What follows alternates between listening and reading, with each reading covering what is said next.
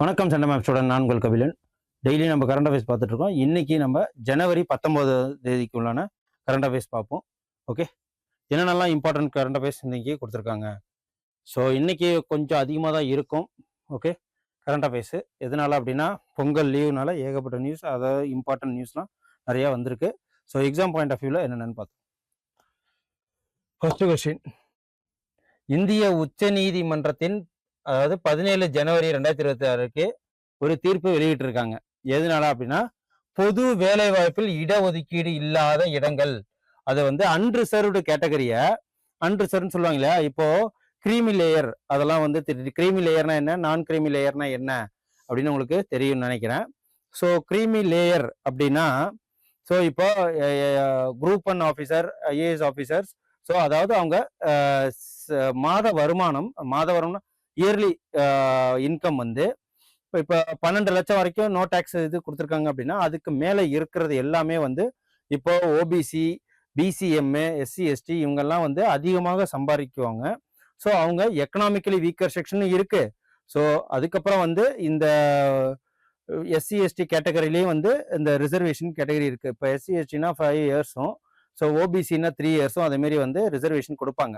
So வேலை வாய்ப்பில் so அவங்களுக்கு பர்சன்டேஜும் குறையும். ஓகேவா, ஓபிசிக்கு 27%, எஸ்சிக்கு 3% அப்படின்னு சொல்லிட்டு உள் இடஒதுக்கீடு அதெல்லாம் இருக்கும்.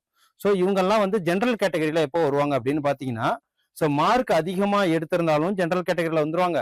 அதே சேம் டைமு ஸோ எக்கனாமிக்கலி அவங்க ரொம்ப சவுண்டாக இருக்காங்க அப்படின்னு பட்சத்தில் குரூப் 1 சர்வீஸ் அவங்க அப்பா அம்மா இருந்தாங்க அப்படின்னா அவங்கெல்லாம் கிரீமி லேயர்லாம் வந்துருவாங்க. ஓகே, இதுதான் கிரீமி லேயர், நான் கிரீமி லேயர். அதை பேஸ் பண்ணி தான் ஸோ இது தீர்ப்பு வெளிவந்திருக்கு. என்னைக்கு அப்படின்னா ஜனவரி 17. என்னன்னா எந்த அறிக்கைகளை நம்ம வந்து சொல்லியிருக்காங்க, பொது வேலை வாய்ப்புல இடஒதுக்கீடு இல்லாத இடங்கள் குறித்து இந்திய உச்சநீதிமன்றம் 17 ஜனவரி ஒரு அறிக்கை வெளியிட்டிருக்கு. இது எது கரெக்ட் அப்படின்னு சொல்லிட்டு பாத்தீங்கன்னா, ஸோ இதுல இடஒதுக்கீடு இல்லாத இடங்கள் பொது பிரிவை சேர்ந்த வேட்பாளர்களுக்கு மட்டுமே அப்படின்னு சொல்லிட்டு சொல்லியிருக்காங்க. இது ராங், தவறான ஆன்சர். அதுக்கப்புறம் எந்த ஒரு தளர்வும் பெறாமல் தகுதியின் அடிப்படையில் எஸ்சி, எஸ்டி அண்ட் ஓபிசி பிரிவுகளை சேர்ந்த வேட்பாளர்களை இடஒதுக்கீடு இல்லாத இடங்களுக்கு எதிராக சொல்றது. அதுக்கப்புறம் அன்ரிசர்வ்டு சீட், இடஒதுக்கீடு இல்லாத இடங்களை பொது பிரிவாக கருதுவது சமத்துவ வாய்ப்பு அரசியலமைப்பு சட்ட கொள்கை மீறுகிறது அப்படின்னு சொல்றாங்க. இதுல கரெக்ட் 2 மற்றும் 3, இதுல 2மே கரெக்ட் அப்படின்னு சொல்லிட்டு சொல்றாங்க. ஸோ இதோட விளக்கம் ஒரு என்ன அப்படின்னு பார்ப்போம். இது 1 மட்டும்தான் ரொம்ப பெருசா இருக்கும். ஆன்சர் 2 மற்றும் 3 என்ன அப்படின்னா, ஒதுக்கீடு செய்யப்படாத பிரிவு, ஒதுக்கீடு செய்யப்படாத பிரிவு அடிப்படையிலான குழு மற்றும் பொது பிரிவுக்கான இடஒதுக்கீடு கிடையாது அப்படின்னு சொல்லியிருக்காங்க. So quota based general category is the merit based pool, இது வந்து ஓப்பன் மெரிட் பேஸ்டு பூல் மட்டும் தான் சொல்லியிருக்காங்க. அதுக்கப்புறம் தனி தகுதியோட அடிப்படையில இந்த எஸ்சி, எஸ்டி, ஓபிசியில வேட்பாளர்கள் ஒதுக்கப்படாத இடங்களுக்கு எதிராக சரி செய்யப்பட வேண்டும் அப்படின்னு சொல்லிட்டு சொல்லியிருக்கிறாங்க. ஸோ அதுக்கப்புறம் இந்த ஆர்டிகல் 14 and 16 மூலியமா ஸோ அன்ரிசர்வ்டு சீட்டை வயலேட் பண்ணணும். ஓகேவா, நீதிபதிகள் MM சுந்தரேஷ் மற்றும் சதீஷ் சந்திர சர்மா அவங்க தலைமையில இந்த தீர்ப்பு வெளிவந்திருக்கு. அன்ரிசர்வ்டு இடங்களிலிருந்து தகுதி வாய்ந்த ஒதுக்கப்பட்ட பிரிவுக்கு வேட்பாளர்களை விலக்குவது இந்த தீர்ப்புல சொல்றாங்க. அதுக்கப்புறம் ரூலிங் பிரிங்ஸ், அதாவது எந்தெந்த இதுனா இந்த தீர்ப்பு இந்தியா முழுவதும் ஆட்சேர்ப்பு நடைமுறைகளுக்கும் தெளிவையும் சீரான தன்மையும் கொண்டு வருது அப்படின்னு சொல்லிட்டு சொல்லியிருக்காங்க. ஸோ இது பாப்போம் என்னன்ட்டு. அடுத்தது இன்னைக்கு என்ன அப்படின்னா இந்தியாவோட லோக்பால் டே. ஓகே, இந்தியாவின் லோக்பால் நிறுவன தினம் எந்த தேதியில கொண்டாடப்படுது? லோக்பால் தினம், லோக்பால்னாலே தெரியும் 2012 அண்ணா ஹசாரே, அதுக்கப்புறம் வந்து கிரண் பேடி அவர்கள், ஸோ அவங்கெல்லாம் போராடி, ஸோ இவங்க அரவிந்த் கெஜ்ரிவால் போன்றவர்கள் எங்க டெல்லியில போராடி கிட்டத்தட்ட இந்த லோக்பால் லோக் ஆயுக்தா வரணும். லோக்பால் லோக் ஆயுக்தா அப்படின்னா என்னன்னா மாநில லெவல்லையும் சரி சென்ட்ரல் கவர்மெண்ட் லெவல்லையும் சரி ஸோ கரப்ஷன் இல்லாத ஒரு சர்வீஸ் கொடுக்கணும். கவர்மெண்ட்ல கரப்ஷன் பண்றவங்க லோக்பாலாகவும் லோக் ஆயுக்தாவும் இவங்க பொலிட்டிக்கல் வைஸ்ல கரப்ஷனை குறைக்கிறதுக்காக லோக்பால் எல்லா இடத்துலையும் அமுல்படுத்துற வரணும் அப்படின்னு சொல்லிட்டு சொன்னதுதான் இந்த டே. ஓகே, இது நடைமுறைக்கு வந்ததுன்னா Lokpal Lokayukta day. So Lokpal of India foundation day எப்போ அப்படின்னா 16 ஜனவரி. ஓகே. ஸோ இந்திய லோக்பால் நிறுவன தினத்தை ஜனவரி 16 அன்னைக்கு நம்ம கொண்டாடுறோம். ஸோ லோக்பால் மற்றும் லோக் ஆயுக்தா சட்டம் 2013 கீழ் நிறுவப்பட்டிருக்கு. இந்த நிறுவனம் 2011 செயல்பாட்டுக்கு வந்தது. ஸோ அதோடு மட்டும் இல்லாம இது வந்து ஒரு இந்தியாவோட apex anti corruption authority. Lokpal இந்தியாவின் உச்ச ஊழல் எதிர்ப்பு அமைப்பாக செயல்படுது. ஸோ இது மட்டும் இல்ல, ஆன்டி கரப்ஷன் மிஷன், அதுக்கப்புறம் ஆம்பட்ஸ்மன் சொல்லுவாங்க, அப்புறம் விஜிலன்ஸ் போர்ட்லாம் அதுக்கு தான் யூஸ் பண்றாங்க. ஸோ என்னதான் இருந்தாலும் கரப்ஷனை குறைக்க முடியுதான்னா இல்லை. ஓகேவா?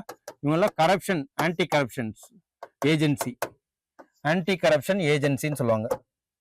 லோக்பாலோட வெளிப்படைத்தன்மை மற்றும் நெறிமுறை நிர்வாகத்திற்கான இது அமைப்பு வந்து டிரான்ஸ்பரன்சி மற்றும் எத்திக்கல் கவர்னன்ஸ்க்காக சொல்றதுதான் லோக்பால் மற்றும் லோக் ஆயுக்தா. ஸோ இந்த மாதத்துக்கு உண்டான முக்கியமான நாட்கள் இதெல்லாம் அப்புறம் பார்த்துப்போம். அதுக்கப்புறம் ரெண்டாவது நமோ புத்தக விழாவில், ஓகேவா, நமோ புத்தக விழாவில் மத்திய அமைச்சர் ஜிதேந்தர் சிங் 2 புத்தகங்களை வெளியிட்டிருக்கிறார். அது என்ன 2 புத்தகங்கள் அப்படின்னு சொல்லிட்டு பாத்தீங்கன்னா, ஜெனரல் வி பானோ மற்றும் மகாத்மா அப்படிங்கிற 2 புத்தகங்களை வெளியிட்டிருக்கிறாரு. யார் அப்படின்னா டாக்டர் ஜிதேந்திர சிங் அவர்கள். ஸோ நமோ புக் ஃபெஸ்டிவல்ல இந்தியாவோட first national level literacy festival இதுதான் ஃபோக்கஸ் பண்ணியிருக்காங்க. ஸோ நமோ புத்தக கண்காட்சி இந்தியாவின் முதல் தேசிய அளவிலான இலக்கிய விழா வந்து நமோ புத்தக திருவிழா. இது வந்து என்ன கருத்துக்கள்லாம் சொல்லுறாங்க அப்படின்னு பார்த்தீங்கன்னா, தலைமைத்துவத்தை மையமாக கொண்ட ஒரு புக் ஃபெஸ்டிவல்ஸ் தான் இது. ஸோ நமோ புக் ஃபெஸ்டிவல் எங்க நடக்குது அப்படின்னு பார்த்தீங்கன்னா நியூ டெல்லியில. ஸோ நமோ புத்தக திருவிழா நியூ டெல்லியில, ஓகே, நியூ டெல்லியில நடக்குது. இதுல டாக்டர் ஜிதேந்தர் சிங் ஜெனரல் வி நமோ, ஜெனரல் வி பானோ அண்ட் மகாத்மா அப்படிங்கிற 2 புக்கை வந்து வெளியிட்டிருக்கிறார். அதுக்கப்புறம் அடுத்தது இந்த மும்பை மற்றும் நாக்பூர்ல நேச்சுரல் கேஸ் பைப்லைன் லே பண்ற விஷயமா தான். ஸோ இதுல கெயில் நிறுவனத்தால் கட்டி முடிக்கப்பட்ட மும்பை மற்றும் நாக்பூர் எந்த உள்கட்டமைப்பு வழிகட்டுதல் கட்டப்பட்டிருக்கு அப்படின்னு கேட்டீங்கன்னா, சம்ருதி மகாமார்க் எக்ஸ்பிரஸ்வே, சம்ருதி மகாமார்க் விரைவு சாலையின் வழியாக இந்த பைப்லைன் இந்த காரிடாரை பில்ட் பண்ணியிருக்காங்க. யார் அப்படின்னா கெயில் தான் இதை பண்ணியிருக்கு. ஸோ இதோட கிலோமீட்டர் எவ்வளோ, இந்த பைப்லைன் கிலோமீட்டர்னா 694 கிலோமீட்டர் இந்த பைப்லைனை போடுறாங்க நேச்சுரல் கேஸை டிஸ்ட்ரிபியூட் பண்றதுக்காக. ஓகே, மகாராஷ்டிராவில் 694 கிலோமீட்டர் நீளமுள்ள மும்பை நாக்பூர் இயற்கை எரிவாயு குழாய் பாதையை கெயில் நிறுவனம் நிறைவு செஞ்சு முடிச்சிருக்கு. ஓகேவா? இது மீட்டரு 3 மீட்டரு வைடு இதெல்லாம் பார்த்துப்போம். ஸோ இதுக்கு பேர் என்ன, சம்ருதி மகாமார்க். இந்த திட்டத்தின் மூலயமா 96% இந்த வேலையை முடிச்சிட்டாங்க. இப்போ இந்த ப்ராஜெக்டோட மெயின் எதுக்கு மூலயமா வருதுன்னா, பிரதம மந்திரி கேட்டி சக்தி நேஷனல் மிஷன் மூலயமா நடந்திருக்கு. எரிவாயு குழாய் பாதைகளுக்கு ஸோ 20-30 மீட்டர் வேலையிடம் தேவைப்படுது. இது எந்த திட்டத்துக்குன்னா, பிரதமரோட கேட்டி சக்தி தேசிய மாஸ்டர் திட்டத்தின் ஒரு பெரிய வெற்றியாக இதை பாக்குறாங்க. இதுதான் ஃபர்ஸ்ட் அந்த ஸ்கீமை வந்து வெற்றிகரமா கெயில் நிறுவனம் போட்டு அமைச்சிருக்கு. ஸோ நேச்சுரல் கேஸ் டிரான்ஸ்பிளான்ட்டுக்காக. அடுத்து ஆஸ்திரேலியால மிக ஓல்டஸ்ட் ரிவர் இதுதான். புவியியல் ஆய்வுகளின்படி என்ன பண்றாங்க அப்படின்னா, உலகின் பழமையான எஞ்சி இருக்கும் நதி அமைப்பாக கருதப்படுற நதி எது அப்படின்னு பாத்தீங்கன்னா இந்த நதி தான். இந்த நதிக்கு பேர் என்ன அப்படின்னு பாத்தீங்கன்னா ஃபின்கே ரிவர். ஓகேவா? இது எங்க இருக்குன்னா ஆஸ்திரேலியால இருக்கு. ஃபின்கே ரிவர், ஃபின்கே ரிவர் ஆஸ்திரேலியா. ஃபின்கே ரிவர் ஆஸ்திரேலியால இருக்கு. ஸோ ஆஸ்திரேலியாவின் ஃபின்கே நதி உலகின் மிக பழமையான நதி சொல்றாங்க. கிட்டத்தட்ட 300-400 மில்லியன் ஆண்டுகளுக்கு முந்தைய ரிவர் தான் இந்த ஃபின்கே ரிவர். இது மத்திய ஆஸ்திரேலியா வழியாக முக்கியமான வடக்கு பகுதியெல்லாம் பாயுது. இந்த நதி வந்து உள்ளூர் வாசிகளால் லாரி பின்டா அப்படின்னு சொல்லிட்டு அழைக்கப்படுது. ஸோ இது எக்ஸாம் பாயிண்ட் ஆஃப் வியூல ரொம்ப முக்கியம். இது எப்படின்னா டைனோசர் காலத்திற்கு முன்பே ஓட தொடங்கியிருக்கு அப்படின்னு சொல்லிட்டு சொல்றாங்க. இந்தியா ஜெர்மனி ஜாயிண்ட் டிக்ளரேஷன் அப்படின்னு சொல்லிட்டு நடந்திருக்கு. ஜாயிண்ட் டிக்ளரேஷன் இண்டென்ட், ஜேடிஐன்னு சொல்லுவாங்க. Joint declaration intent, declaration intent. So JDI கையெழுத்திட்டு இருக்கு. ஜெர்மனி எப்போ அப்படின்னா 2026 டெலிகம்யூனிகேஷனுக்காக, ஓகேவா, டெலிகம்யூனிகேஷன் தொலைத்தொடர்புக்காக. ஸோ தொலைத்தொடர்புக்காக இதை ஜாயிண்ட் டிக்ளரேஷன் நடந்திருக்கு ஜெர்மனிக்கும் இந்தியாவுக்கும். ஸோ சமீபத்தில் இந்த நோபல் கமிட்டி மரியா கொரினா மச்சோடா தனது நோபல் அமைதி பரிசு பதக்கத்தை டொனால்ட் ட்ரம்பிடம் வழங்கிய பிறகு நோபல் குழு என்ன தெளிவுபடுத்தியிருக்கு அப்படின்னு கேக்குறீங்கன்னா, ஸோ இது only the medal can given not the Nobel prize title. So Nobel பிரைஸை இது என்ன சொல்லியிருக்காங்க அப்படின்னா, மரியா கொரினா மச்சோடா தனது நோபல் அமைதி பரிசை டொனால்ட் ட்ரம்புக்கு விட்டு கொடுத்துருக்காங்க. ஸோ இது என்ன சொல்றாங்க அப்படின்னு பார்த்தீங்கன்னா, பதக்கத்தை மட்டுமே வழங்க முடியும், நோபல் பரிசு பட்டத்தை அல்ல அப்படின்னு சொல்லிட்டு இந்த நோபல் பரிசு நோபல் பிரைஸ் டைட்டில கொடுக்க முடியாது அப்படின்னு சொல்லிட்டு சொல்லியிருக்காங்க. ஸோ மரியா கொரினா மச்சோடா நோபல் அமைதி பதக்கத்தை, ஓகேவா, நோபல் அமைதி பதக்கத்தை ஜனவரி 2026 டொனால்ட் ட்ரம்பிடம் ஒரு அடையாள செய்கையாக வழங்கி இருக்கிறாங்க. ஸோ நோபல் பரிசு பட்டத்தை மாற்ற முடியும், டைட்டில் கொடுக்க முடியாது அப்படின்னு சொல்லிட்டாங்க. ஸோ இந்த நோபல் கமிட்டி கிளாரிஃபை பண்ணியிருக்காங்க, இந்த non transferable and remain the original லேரட்ஸை டிரான்ஸ்ஃபர் பண்ண முடியாது அப்படின்னு சொல்லிட்டாங்க. ஓகே,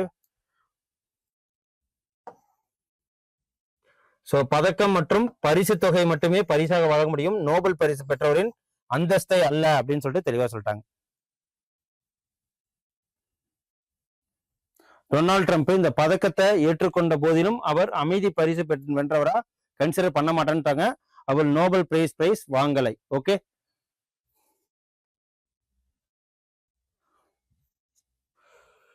அடுத்த கொஸ்டின், புள்ளியியல் துறையில் சுகாத்மே தேசிய விருது இந்திய அரசின் எந்த அமைச்சகத்தால் நிறுவப்பட்டிருக்கு அப்படின்னு பாத்தீங்கன்னா, இந்த ஸ்டாட்டிஸ்டிக்ஸ் சுகாத்மே அப்படின்னு பாத்தீங்கன்னா மினிஸ்ட்ரி ஆஃப் ஸ்டாட்டிஸ்டிக்ஸ், புள்ளியியல் மற்றும் திட்ட அமலாக்கத்துறை.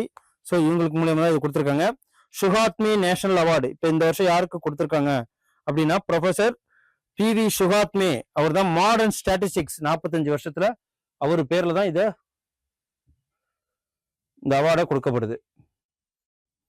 இந்தியாவோட நவீன புள்ளி விவரங்களின் முன்னோடியாக யாரை கருதப்படுறாங்க அப்படின்னு பாத்தீங்கன்னா, PV சுகாத்மேவின் பெயர் பெற்ற இந்த விருது வழங்கப்படுது. எதுக்கு அப்படின்னா, 2026 இந்த portal ஆரம்பிக்கப்பட்டிருக்கு.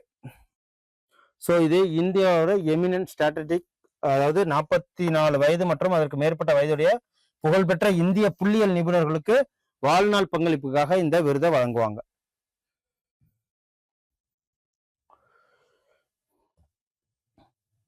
Sri Praveen Vashishta vigilance கமிஷனராக நியமிக்கப்பட்டிருக்கிறாரு. So இவரு எந்த ஆக்ட் கீழே வருவாரு அப்படின்னு பாத்தீங்கன்னா, ஸோ இவரு ஸ்ரீ பிரவீன் வசிஷ்டா விஜிலன்ஸ் கமிஷனரா நியமனம் பண்ணியிருக்காங்க. அதாவது மத்திய விஜிலன்ஸ் கமிஷன் சட்டம் 2003 சட்டத்தின் படி. So Shri Praveen Vashishta vigilance commissioner ஜனவரி 16 பொறுப்பு ஏற்கிறாரு. ஸோ பிரசிடென்ட் முன்னாடி எந்த ஆக்ட் கீழே வருவாரு அப்படின்னு பாத்தீங்கன்னா, இந்திய குடியரசுத் தலைவர் CVC சட்டம் 2003 படி பிரிவு 4 கீழே வருவார். ஓகே, ஸோ அது மூலயமா தான் அப்பாயின்மெண்ட் பண்ணியிருக்கிறாங்க. ஸோ மத்திய ஊழல் சென்ட்ரல் விஜிலன்ஸ் கமிஷனரா ஸோ அவரு பொறுப்பேற்றுக்கிட்டு இது ஜனவரி 16 அவரு இதுல சீஃப் கமிஷனரா வேலை பார்ப்பாரு.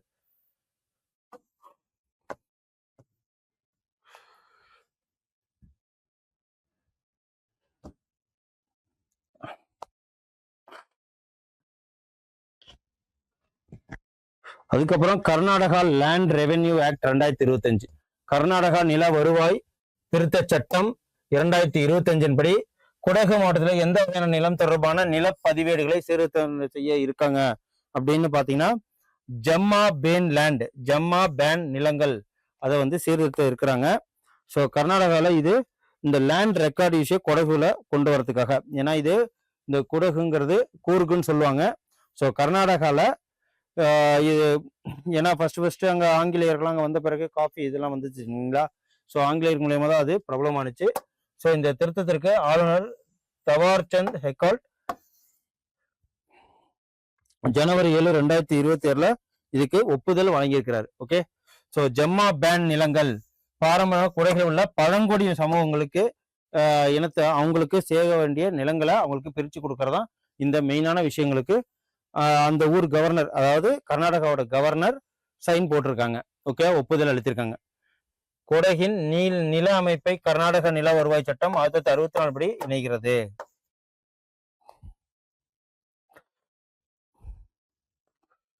இது எதுக்கு கீழே வருதுன்னா பூமி ப்ராஜெக்ட் மூலியமா தான் வருது. அடுத்தது, கடல்சார் விஞ்ஞானிகளால் சமீபத்துல ஏன்ஷியன்ட் பிளாக் கோரல் எங்க வந்து கண்டெடுத்திருக்காங்க அப்படின்னு பாத்தீங்கன்னா நியூசிலாந்துல. ஓகேவா, நியூசிலாந்துல பியர்ட்லேண்ட் அப்படிங்கிற இடத்துல மிகப்பெரிய பழமையான ஏன்ஷியன்ட் பிளாக் கோரல் அங்க வந்து ரீசெண்டா கண்டெடுக்கப்பட்டிருக்கு. மிக பழமையான கோரல்ஸ், பவளப்பாறைய கண்டெடுக்கப்பட்டிருக்கு. எங்க அப்படின்னா பியர்ட்லேண்ட், நியூசிலாந்துல. இதை கண்டுபிடித்தவர்கள் கடல் விஞ்ஞானிகள் நியூசிலாந்துல இதை கண்டெடுத்திருக்காங்க. இது ஆழமான நீரில் ஒரு பெரிய கருப்பு பவளத்தை கண்டுபிடித்திருக்காங்க. ஸோ இது மிகப்பெரிய பழமை வந்து பவளப்பாறைகளா இருக்கும். இது 300ல இருந்து 400 ஆண்டுகள் பழமையானதா இருக்கும். இதுக்கு முன்னாடி ஃபின்கே அப்படிங்கிற ரிவரை 300ல இருந்து 400 வருஷம் பழமையானது அப்படின்னு சொல்லிட்டு பார்த்தோம். ஸோ அதே மாதிரி இதுல நியூசிலாந்துல பதிவு செய்யப்பட்டிருக்கு. அதுக்கப்புறம் 3000 ஆண்டுகள் பழமையான கப்பல் உட்பட 16 பழங்கால மரபு படகுகள் எங்க இருந்திருக்கு அப்படின்னு பாத்தீங்கன்னா இதுல யூஎஸ்ஏல, அமெரிக்கால மென்டோட்டா ஏரி அதுக்கு கீழே இந்த படகுகள் புதைந்து கொண்டு இருக்கு. இது 3000 வருஷங்களுக்கு முன்னாடி உள்ளது அப்படின்னு சொல்லிட்டு இதையும் கண்டுபிடிச்சிருக்காங்க.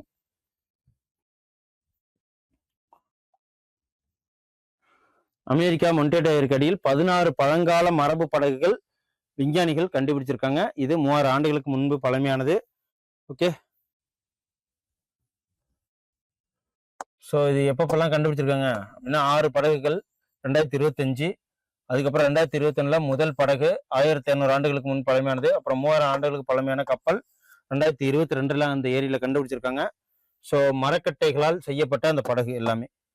அதுக்கப்புறம் Indian state approved 6 new north south road corridor, அதாவது உத்தரப்பிரதேசத்துல இணைப்பு மற்றும் பிராந்திய வளர்ச்சியை மேற்கொண்டதுக்காக 6 புதிய வடக்கு தெற்கு சாலை வழித்தடங்களை இந்திய மாநிலம் அங்கீகரித்திருக்கு. அது எந்த மாநிலத்துல அப்படின்னு பாத்தீங்கன்னா இது வந்து உத்தரப்பிரதேச மாநிலத்துல அங்கீகாரம் வழங்கியிருக்கு. 6 new north south road corridors இது மூலியமா வழங்கியிருக்காங்க. மாநிலம் முழுவதும் இணைப்பை மேம்படுத்துவதற்காக இது அங்க ஏற்படுத்தப்பட்டிருக்கு. ஸோ உத்தரப்பிரதேசத்தோட ஃபேக்ட்ஸ் என்ன அப்படின்னு பார்த்தீங்கன்னா இதுதான். லக்னோ நிர்வாக கிளை, அப்புறம் முதல்வர் யோகி ஆதித்யநாத், தலைநகர லக்னோ, கவர்னர் வந்து ஆனந்திபென் பட்டேல். உருவாக்கப்பட்ட வருஷம் 24 ஜனவரி 1950 உத்தரப்பிரதேச தினம். ஓகேவா, அதுக்கப்புறம் இந்த ரோபோ சிஸ்டம், ஸோ இந்த ஏவுகணைய RBS-15 சொல்லுவாங்க. எந்த நாட்டால் உருவாக்கப்பட்டிருக்கு இந்த ரோபோ சிஸ்டம் அப்படின்னு பார்த்தீங்கன்னா ஸ்வீடன் நாட்டால் இது உருவாக்கப்பட்டிருக்கு. ஸோ இது Sweden aerospace and defence company சாப் அப்படிங்கிற ஒரு கம்பெனினால் இந்த ஏவுகணைய தயார்படுத்தப்பட்டிருக்காங்க. ஸ்வீடன் நாட்டோட ஏரோஸ்பேஸ் மூலியமா. ஸோ இதான். ஸோ இது எவ்வளோ ரேஞ்ச் மிசைல் பாயும் அப்படின்னு பார்த்தீங்கன்னா 4.35 மீட்டர் லாங் கொண்டது, 800 கிலோகிராம் வரைக்கும் இது எடை எடுத்துக்கிட்டு ஸோ விண்ணில பாயும். ஸோ இதோட எடை என்னன்னு பார்த்தீங்கன்னா 800 கிலோகிராம் எடை கொண்டது, 435 மீட்டர் நீளம் கொண்டது. ஸோ 200 கிலோகிராம் உயர் வெடிக்கும் போர்க்கிட்டில் 200 கிலோமீட்டர் வேகத்தில் இது தன்னோட டார்கெட்டை ரீச் பண்ணும்.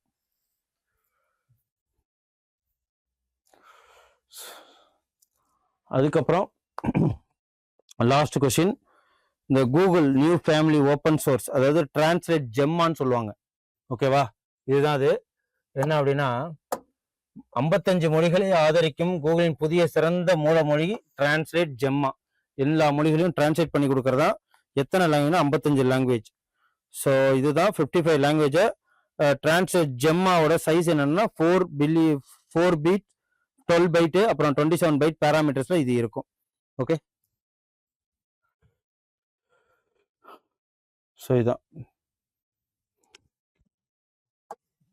ஸோ 3 அளவுகளில் இந்த இது வருது. 4 பைட்டு, 12 பைட்டு, 27 பைட்டு. ஸ்மார்ட் போன்கள் மற்றும் மடிக்கணினிகள் அல்ல கிளவுட் சர்வீஸிலும் பயன்படுத்தலாம் அப்படின்னு சொல்லிட்டு சொல்லியிருக்காங்க இந்த டிரான்ஸ்லேட் ஜெம்மா. ஸோ இது ஒரு டிரான்ஸ்லேஷன் மாடல். எதுக்காக அப்படின்னா திறந்த மூல மொழிபெயர்ப்பு. அதுக்காக கிட்டத்தட்ட 55 லாங்குவேஜ், இதுல 55 மொழிகளை மொழிபெயர்க்கிறதுக்காக இதில் ஏஐ மூலிமா நிர்வாகம் படுத்தியிருக்கிறாங்க. ஸோ இந்த முயற்சி கிளவுட் உள்கட்டமைப்பு அதிகம் மற்றும் அணுகக்கூடிய உள்ளூர் மற்றும் திறமையான மொழிபெயர்ப்பை ஊக்குவிக்கிறதுக்காக ஏற்படுத்தப்பட்டதான் இந்த டிரான்ஸ்லேட் ஜெம்மா. ஓகே, இன்னைக்கு உண்டான கரண்ட் அஃபேர்ஸ் உங்களுக்கு ரொம்ப யூஸ்ஃபுல்லாக இருக்கும்னு நினைக்கிறேன். ஸோ இதோடு சேர்ந்து தினமணி நியூஸ் பேப்பரும் கொடுத்துருக்கோம். அதையும் பார்த்து உங்கள் எக்ஸாமில் நீங்கள் பார்த்து நோட் பண்ணி வச்சுக்கோங்க. ஓகே, கரண்ட் அஃபேர்ஸ் பார்க்கறதோட மட்டும் நிப்பாட்டிக்காதீங்க, எடுத்து ஜாட் டவுன் எடுத்து வச்சுக்கோங்க. நன்றி, வணக்கம். அடுத்த கரண்ட் அஃபேர்ஸில் உங்களை சந்திக்கிறேன். Send a map. You dare to dream, we care to accomplish.